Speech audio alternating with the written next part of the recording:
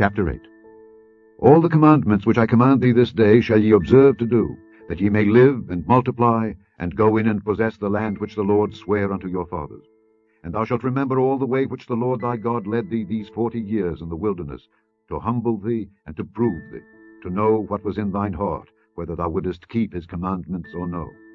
And he humbled thee, and suffered thee to hunger, and fed thee with manna, which thou knewest not, neither did thy fathers know,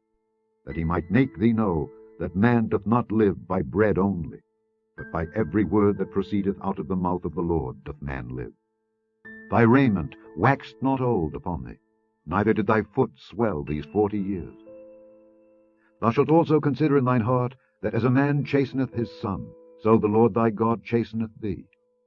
Therefore thou shalt keep the commandments of the Lord thy God, to walk in his ways, and to fear him. For the Lord thy God bringeth thee into a good land, a land of brooks of water, of fountains and depths that spring out of valleys and hills, a land of wheat and barley, and vines and fig trees and pomegranates, a land of oil, olive, and honey, a land wherein thou shalt eat bread without scarceness. Thou shalt not lack anything in it, a land whose stones are iron, and out of whose hills thou mayest dig brass. When thou hast eaten and art full, then thou shalt bless the Lord thy God for the good land which he hath given thee.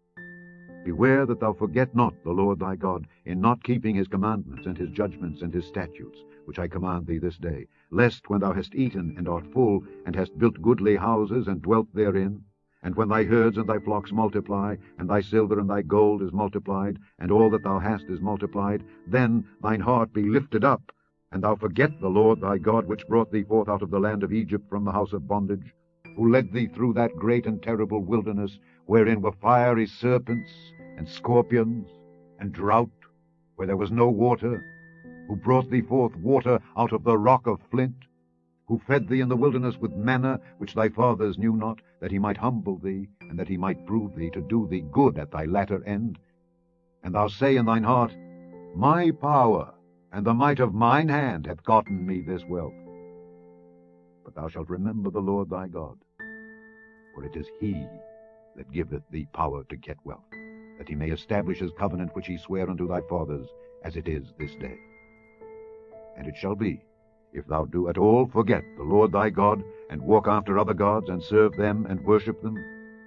I testify against you this day, that ye shall surely perish.